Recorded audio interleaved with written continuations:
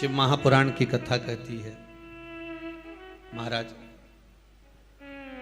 पूर्णिमा का जो चंद्र है वो विशाल काय है और उस चंद्र की पूर्णता में हमारी अभिलाषाएं भी पूर्ण हो। आप आस्था चैनल के माध्यम से जितने लोग कथा सुन रहे हैं, फेसबुक यूट्यूब पर जितने कथा सुन रहे हैं और कुबेरेश्वर धाम में जितने कथा सुन रहे हैं, आप में से कितने लोग हैं जो पूर्णिमा का व्रत करते हैं? जो माताएं करती हो जरा हाथ उठाइए। पूर्णिमा का व्रत जो करती है, करते हो ना आप लोग? रखिए हाथ। अब पूर्णिमा के व्रत में आपने कई बार किताब पढ़ी होगी पूर्णिमा की, या आपने व्रत किया होगा, या पूर्णिमा का व्रत आप धारण करे होगे, तो उसमें पूजन कौन से भगवान की होती है? पूर्णिमा के व्रत में किस भगवान की पूजन होती है? तो कहा पूर्णिमा के व्रत में केले के खंभ लगाकर पूर्णिमा का जो अध्यापन होता है, पूर्णिमा की जो पूजन होती है, उस पूजन में शंकर और पार्वती की पूजन की जाती है, शिव और नारायण की पूजन करी जाती है, शंकर और पार्वती का स्मरण किया जाता है।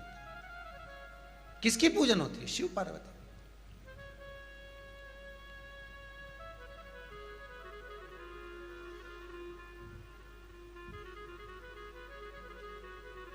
क्यों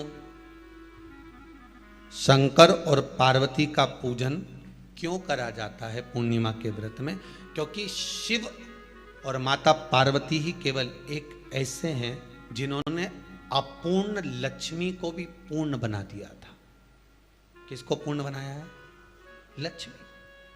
पूर्णिमा के दिन अगर आप शंकर भगवान को एक लोटा पानी अगर शिव को समर्पित कर रहे हो, श्वेत पुष्प को रखकर शंकर जी के ऊपर सफेद फूल को चढ़ाकर अगर एक लोटा जल भी, एक पात्र जल भी शंकर को समर्पित कर रहे हो, तो ये लक्ष्मी के लिए ही तो कर रहे हो। और कौन सी लक्ष्मी? पूर्ण लक्ष्मी। पूर्ण लक्ष्मी। आपको पहले भी कथा में कहा, एक बार भगवान विष्णु के सामने लक्ष्मी मैया ने बहुत तेज स्वर में कह दिया था, नारायण, दुनिया के लोग आपका नाम जपते हैं, दुनिया के लोग नारायण नारायण कहते हैं, दुनिया के लोग आपका भजन करते हैं, पर सत्य मायने में कहूं ना तो मेरे बिना दुनिया के लोगों की नहीं चल सकती, मेरे बिना दुनिया नहीं चल सकती, संसार मेरे बिना नहीं चल सकता। भगवान विष्णु ने कहा, ये तो गलत है लक्ष्मी आपका कहना। एक दिन लक्ष्मी को अहंकार आ गया, अहंकार के संबोधन जब माता लक्ष्मी करने लगी तो भगवान, उसी समय पर भगवान विष्णु को क्रोध आ गया और भगवान विष्णु ने कह दिया, लक्ष्मी तू इतनी बड़ी बड़ी बात कहती है कि तेरे बिना नहीं रह सकती संसार? मैं तुझे कहता हूं लक्ष्मी, तू अपूर्ण है। तू अपूर्ण है, तू पूर्ण कब हो गई?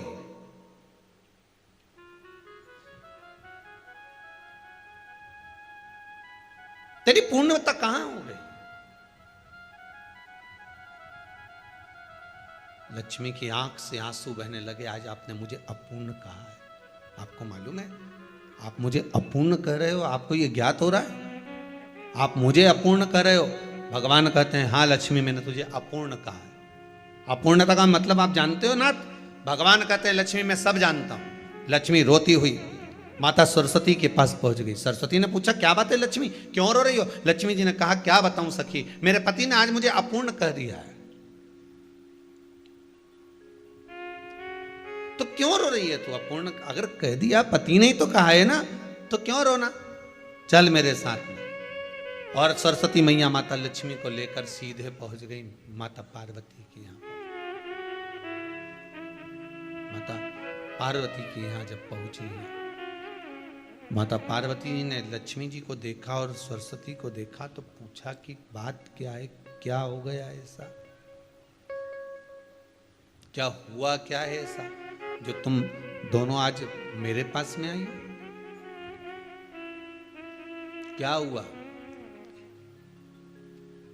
पार्वती जी कुछ बोलती, शिव जी का ध्यान माता सरस्वती की ओर और लक्ष्मी की ओर गया और भगवान शंकर जान गए कि आज भगवान नारायण ने लक्ष्मी जी को अपूर्ण कहा है। अब देखें माता पार्वती क्या कर सकती है, इसको पूर्ण बनाने के लिए करेगी क्या? क्या हुआ? माता सरस्वती जी बोली, लक्ष्मी को अपूर्ण कह दिया। अपूर्ण कह दिया? हाँ, तो क्या सोचना उसके लिए? इसको मैं अभी पूर्ण बना देती हूं। माता जगत जननी पार्वती ने गोदी में विराजमान गणेश जी को उठाया और उठाकर लक्ष्मी जी की गोद में दे दिया। ले लक्ष्मी, आज से तू पूर्ण हो गई। लक्ष्मी, आज से तू पूर्ण है।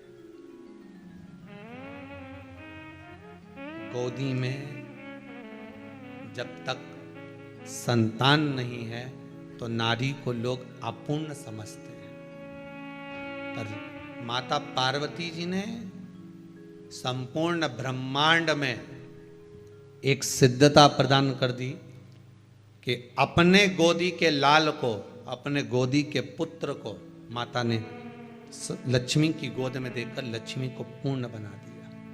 वो दिन कौन सा था? पूर्णिमा का दिन था। पूर्णिमा के कितने व्रत होते हैं? बोलते जाओ, जरा जल्दी जल्दी बोलो। पूर्णिमा के नारियों को, स्त्रियों को अखंड सौभाग्य के लिए, जो नारी वैधव्य नहीं होना चाहती है उस नारी को पूर्णिमा के कितने व्रत करना चाहिए? जिस नारी के यहाँ संतान नहीं हो, औलाद नहीं हो, उसको पूर्णिमा के कितने व्रत करना चाहिए? जिस नारी का पुत्र, पति बहुत बीमारी से ग्रसित हो, लग रहा हो कि ये मेरा बेटा बहुत बड़ी बीमारी में घिरा हुआ है, तो नारी को कितने व्रत करना चाहिए? स्वयं भगवान कृष्ण ने माता यशोदा को द्वापर में भी बताया है कि पूर्णिमा के 32 व्रत होते हैं। कितने व्रत होते हैं? 32।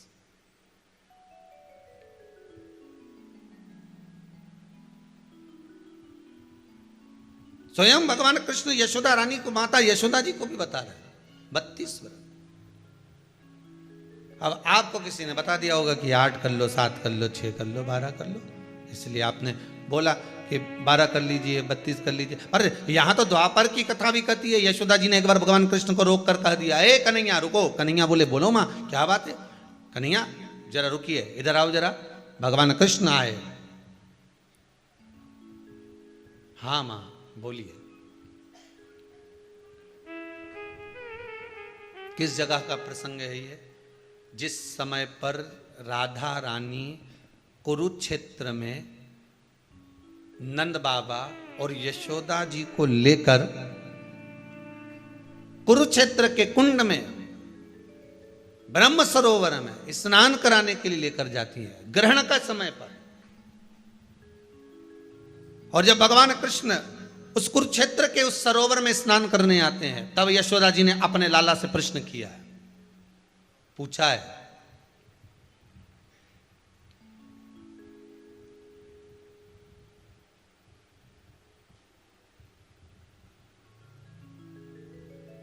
कि नारी वैधव्य होकर ना मरे।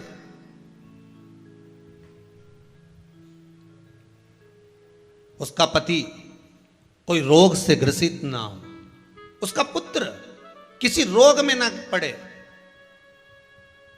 अरे भाई, कितना सुंदर संवाद लिखा है। अगर किसी माता का पुत्र मान लो किसी नशे में डूबा हुआ है, कोई नशा कर रहा है और गलत नशा है, आपको लग रहा है कि ये नशे में डूबा हुआ है, आपको लग रहा है कि ये गलत जगह पर डूब गया है, आपको लग रहा है कि मदिरापान में, मांसाहार में या अधिक गांजा आदि का जो भी नशे होते हैं, जितने भी नशे, उसमें डूब चुका है। और माँ उसको समझा रही है, तू नशे में मत डूब, तू इस काम को मत कर, तू ये गलत कर्म मत कर। माँ उसको समझा कर हार गई। तो मेरा माताओं से निवेदन है, आप उसको समझाना बंद कर दो, एक काम करना प्रारंभ कर दीजिए। हमें जो शिव महापुराण के माध्यम से शास्त्र कह रहा है कि आप 32 पूर्णिमा के व्रत प्रारंभ कर दो। उसमें करना क्या है आपको? केवल जिस दिन व्रत रहे, रात्रि के समय पर कोई भी मीठा, कुछ भी सामग्री आप चंद्र की रोशनी में, चंद्र को अर्घ देने के बाद, पूजन करने के बाद उसको रखो, और वही सामग्री जो नशा कर रहा है उसको पूर्णिमा के दूसरे दिन उसको खिलाओ। आप धीरे धीरे खिलाना चालू करेंगे, जिस नशे में वो डूबा हुआ उस नशे से वो छूटना प्रारंभ हो जाएगा। 2 पूर्णिमा व्रत करके तो देखो, 3 में तुम्हें जरूरत ही नहीं पड़ेगी। धीरे धीरे आप रुक, वो छूटना प्रारंभ हो जाएगा। स्वयं भगवान कह रहे हैं। यशोदा मैया ने कन्हैया को रोक लिया कुरुक्षेत्र के उस मैदान में, और भगवान कृष्ण का दर्शन माता यशोदा जी करी। बहुत बहुत दिनों के बाद माँ को आज माता यशोदा को लाला का दर्शन हुआ, बहुत समय के बाद, जाने के बाद, बहुत समय। जब देवता 33 कोटि देवता उस चंद्र के इंतजार में रहते हैं कि ये चंद्र प्रबल होगा, तब जाकर ये चंद्र यहां पहुंचेगा, तब जाकर हम मंथन करेंगे, तब जाकर वो अमृत मिलेगा, और उस अमृत को देवता धारण करेंगे तो वो आनंद पा जाएंगे। तो हम क्यों शरद पूर्णिमा छोड़ें? हम क्यों एक एक पूर्णिमा छोड़ें? एक एक पूर्णिमा के महत्व को जानिए। कोई पूर्णिमा साधारण नहीं है, कोई प्रदोष साधारण नहीं है, कोई शिवरात्रि साधारण नहीं है। 12 महीने शिवरात्रि पड़ती है, 12 महीने में प्रदोष पड़ते हैं, पर 12 महीने पड़ते हैं। हम उसका महत्व ही नहीं जान पाते।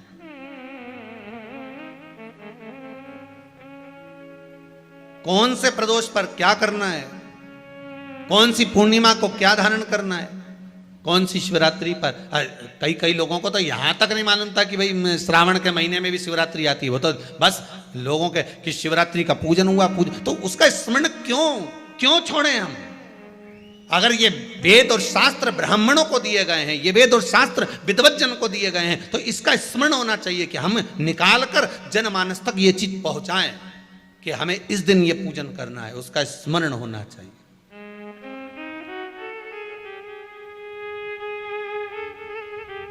और वो सुख देने वाला। भगवान कृष्ण से यशोदा जी ने पूछा तो भगवान कृष्ण ने कहा, मां पूर्णिमा का व्रत अगर नारी 32 पूर्णिमा धारण कर लेती है तो वो नारी बेधव्य होकर नहीं जाती। पर आप लोग व्रत जो करते हो ना, जो भी व्रत आप लोग उठाते हो, सोमवार का व्रत जैसे किसी माता जी ने उठा लिया और वो उठाने के बाद, हम तो शादी नहीं हुई थी ना जब भी सोमवार व्रत करते थे, अब शादी हो गई अभी भी हम सोमवार का व्रत कर रहे हैं, करे जा रहे हैं, पर उसका कोई उद्यापन नहीं करा, कोई संकल्प नहीं लिया गया कि मैं 5 करूंगी कि 16 करूंगी कि 25 करूंगी कि 31 करूंगी कि 21 करूंगी। इसलिए पूर्णिमा व्रत का विधान में कहा गया कि 32 पूर्णिमा का पहला संकल्प होना चाहिए। उसके बाद आपकी 32 पूरी हो जाए, फिर आप दूसरे और व्रत कर लो, फिर 32 कर लो, फिर 32 कर लो, पर उसमें पूर्णता का भाव। अभी तक किसी के सोमवार और गुरुवार और शुक्रवार के व्रत ही पूर्ण नहीं हुए, अभी तक चल रहा है, अभी तक चल रहे हैं। हम तो सोमवार का व्रत करते हैं, हम तो शनिवार करते हैं, अब शनिवार करते करते 4 साल हो गए, 6 साल हो गए, 5 साल हो गए। भगवान को तो थोड़ा बहुत कुछ खिला पिला के उनको एक बार तो विश्राम दे। ये जितनी पूर्णिमा के व्रत हैं, जितने 12 महीने जो पूर्णिमा पड़ती है, पूनम पड़ती है, ये भले दुनिया के लोग कहते हैं कि ये भगवान राधा और कृष्ण से संबंध रखते हैं, सीता राम जी से संबंध रखते हैं, राम और कृष्ण से संबंध रखते हैं, पर इनका यदि सही संबंध समझा जाए, इनके सही संबंध का यदि स्मरण करा जाए, इनके सही संबंधों का यदि वर्णन किया जाए, तो शिव और चंद्रमा के जो मिलन का केंद्र बिंदु है वही पूर्णिमा है। केवल एक पूर्णिमा वहीं तक नहीं रही कि भगवान कृष्ण और राधा जी ने रास किया। भगवान कृष्ण और राधा जी रास कर रहे हैं, केवल पूर्णिमा वहीं तक सीमित नहीं रही। केवल वहीं तक उसकी सीमितता नहीं है। एक बात ध्यान रखिएगा, यदि काया का रोग हो गया, मान लो शरीर कहीं से सफेद पड़ रहा है, कहीं से काला पड़ रहा है, शरीर में से खाल की फुकड़ी निकलना प्रारंभ हो गई हो, शरीर में काले काले चट्टे पड़ना चालू हो गए हों, या कोई विशेष रोग हो गया, कोई विशेष शरीर में रोग है, बीमारी है, काया बेकार हो रही है, तो सीधी सीधी बात शिव महापुराण की कथा कहती है, सुंदर आनंद में श्रवण कर कर आप अपने जीवन को, ये पूर्णिमा शिव महापुराण की कथा कर पूर्णिमा आ रही है, कुछ नहीं करना, पीपल का एक पत्ता, उस पत्ते पर थोड़ा सा चावल, थोड़ा सा चावल, पूर्णिमा की रात्रि को अपने हाथ में लेकर, अपने नयनों से लगाकर, शरीर पर से स्वयं उतारकर उसको दरवाजे के पास रख दीजिए। पूर्णिमा की रात्रि को पूर्ण होने पर उस चावल को दूसरे दिन सूंघ कर बहते हुए पानी में डाल दीजिए। महाराज, कितने भी रोग से ग्रसित हो गए, पीपल का एक पत्ता 52,000 ब्राह्मण की साक्षी कराता है। महाराज बहुत ध्यान देना, पीपल के वृक्ष में स्वयं नारायण का, मेरे कृष्ण का वास है। स्वयं भगवान गीता के अंतर्गत कहते हैं कि मैं पीपल का वृक्ष हूं, नारायण उसी में। 52,000 ब्राह्मणों का वासा एक पीपल के पत्ते में होता है। और आपको पहले भी कथा में कहा, गाय, ब्राह्मण, बहन, बेटी, ये सब काल का हरण करने वाले हो, काल को हरने वाले हो। रोग को मिटाइए, शिव का स्मरण करो। पूर्णिमा के दिन चावल का एक आखा दाना, आखा दाना जानते हो, पूरा, खंडित चावल नहीं, कितना चावल, एक दाना चावल का शंकर भगवान के शिवलिंग पर समर्पित करिए। एक बेलपत्र जिसका डंडी का मुख अपनी ओर हो, जहां से चावल चढ़ाया है, उस चावल के ऊपर अपनी कामना कर कर रख दीजिए और चंद्रमौली भगवान का स्मरण करिए। कौन से भगवान? शंकर भगवान का सर्वश्रेष्ठ सुंदर नाम है चंद्रमौली। चंद्रमौली भगवान का स्मरण करिए, अपनी कामना कर कर, बेलपत्र समर्पित कर कर शिव जी पर एक लोटा पानी, एक जल पात्र समर्पित करो, कलश से जल चढ़ा दीजिए, नैनों में वो जल लगाकर अपनी कामना कर कर वापिस घर को आइए। अगली निमा आएगी, जो कामना करी है मेरा चंद्रमौली भोलेनाथ उसे पूर्ण कर ही देगा। शिव उपासना के लिए जितनी 12 महीने में पूर्णिमा पड़ती है, एक एक पूर्णिमा का व्याख्यान वर्णन करेंगे। आज तो कथा का महत्तम दिवस है, पहला दिवस है, तो हम उसको महत्व समझें कि पूर्णिमा का महत्व क्या है, हम उसका महत्व समझें कि शंकर और चंद्र का रिश्ता क्या है, संबंध क्या है।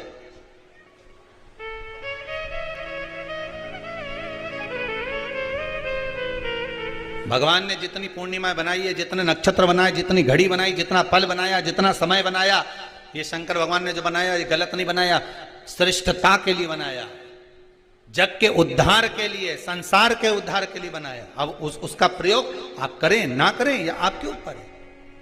आप उसका प्रयोग कर रहे हैं ना कर रहे हैं, आपके ऊपर, पर जो बनाया है मेरे भगवान,